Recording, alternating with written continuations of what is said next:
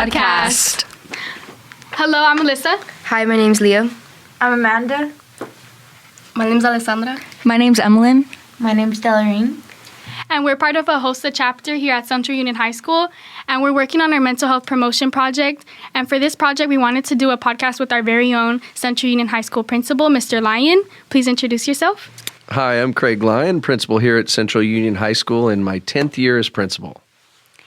One of the best principals Central Union High School has ever had. Before we begin, we wanted to mention what HOSA is. HOSA isn't a club here at Central Union High School. It's an overall chapter in high schools throughout the whole world where we're exposed to techniques and skills we can acquire to use later on in the future to help us with our career in the medical field. FFA, but for students that want to be in healthcare in the future. It's our first year being in it. We're excited to find out what HOSA has in our future, and we hope to get to SLC. So if you listen to this podcast, please promote us on your Instagram page. Okay, back to our topic. Mr. Lyon, thank you so much for joining us today. We really appreciate your time. To start off, you may know our project includes talking about mental health and bringing awareness to it. But more specifically, we're focusing on people's stress and anxiety. So we just want to know from your perspective, what does mental health mean to you?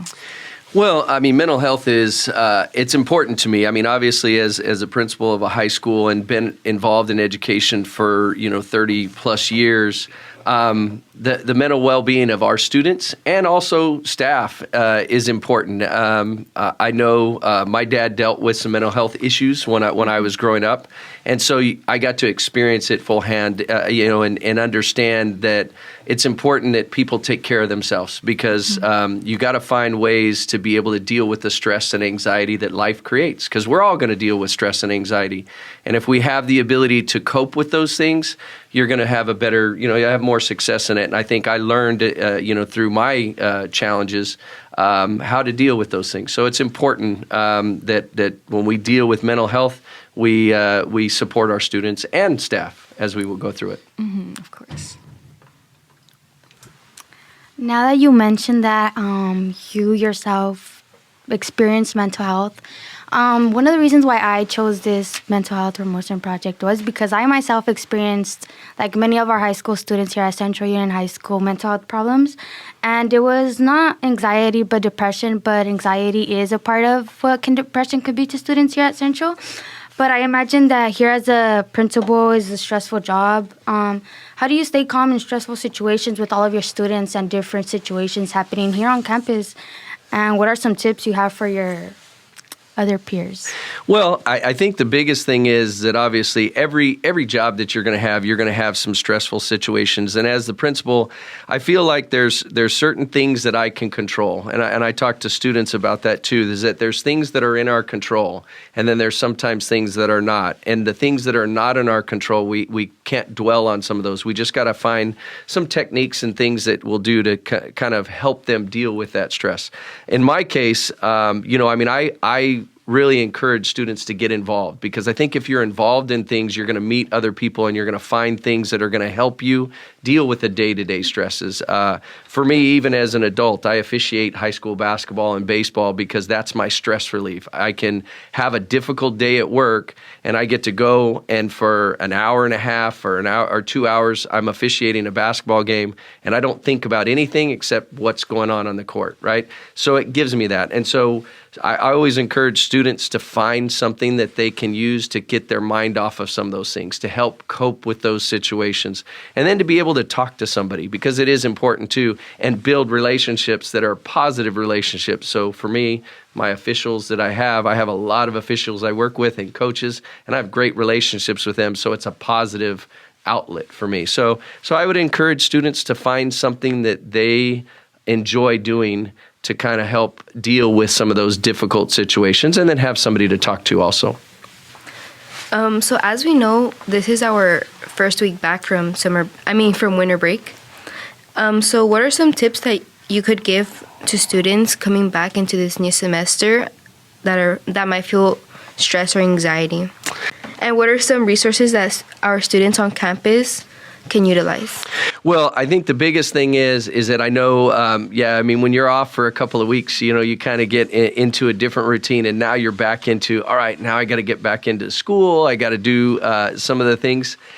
First and foremost, obviously, here on campus, we want to encourage students to find somebody that they can talk to, and whether it's going to a counselor. I mean, if they have a concern about their new schedule, go to talk to a counselor, talk to an administrator, just so we can kind of alleviate some of that stress that they have. Instead of just trying to hold it in, it's great to be able to talk to somebody. And I think sometimes, even as an administrator, and I know a lot of students that come in, is sometimes, or even parents that come in, they just want to be able to voice their things and have somebody listen to them. So it's important that you find somebody that will listen to, and then be able to direct you in the right ways. Because I know I can't do everything on this campus. I have amazing staff on campus that I work with very well. And so if I don't have the answers, then I know who I can reach out to. And so I encourage students, and I know sometimes we have this where students will say, well, this has been going on for like 2 months, and now I'm just bringing it to it. I don't want that to be the case. I really want to encourage them to come and talk to somebody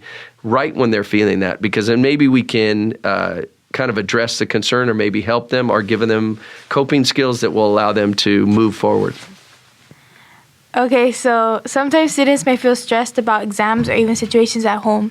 Can you tell us a little bit more about resources on campus that are available for students? Yeah, we have a lot of resources available on campus. Currently, obviously, we do have our counselors that do a counselor of the day that gives a student an opportunity to go in if they're feeling stressed or they just need somebody to talk to. They can talk to the counselor of the day. From the counselor of the day, we have a wellness room that allows students a timeout, to kind of get a chance to go in, cope with the situation that they have somebody to talk to, and then move on back to class if that's the case. The other is that we do have mental health specialists on campus, which is great. They've been working with our county Office of Education that supports us with 2 mental health specialists, and they do an amazing job of dealing with students that have maybe need a little bit more assistance, and that our counselor of the day might not be able to support them as much. And so that's a great resource for students. So that's, 3 different things that the students could use during that time period. So it's nice to be able to have the wellness room, to support our students also. Yeah, I'm glad you mentioned the well room, actually. We actually got a first-hand opportunity to put some fidget toys and some stress relievers in that room. Miss Rodriguez, our vice principal here, she ordered some new toys and stuff that students can go enjoy, like a sound machine to relax and have a calm moment if you're feeling stressed or maybe having a panic attack and stuff like that. I know that can occur here at school because of presentations, or maybe not even that, maybe a grade dropped. It can be as little as that, and it's important for students to have a way to relieve that and have an outlet for that.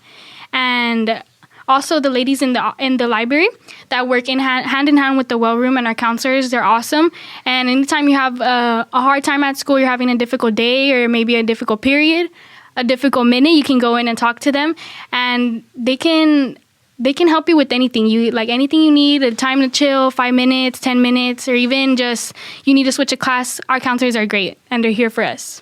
But make sure to ask for a pass before, because there is a specific pass to enter this well room, please.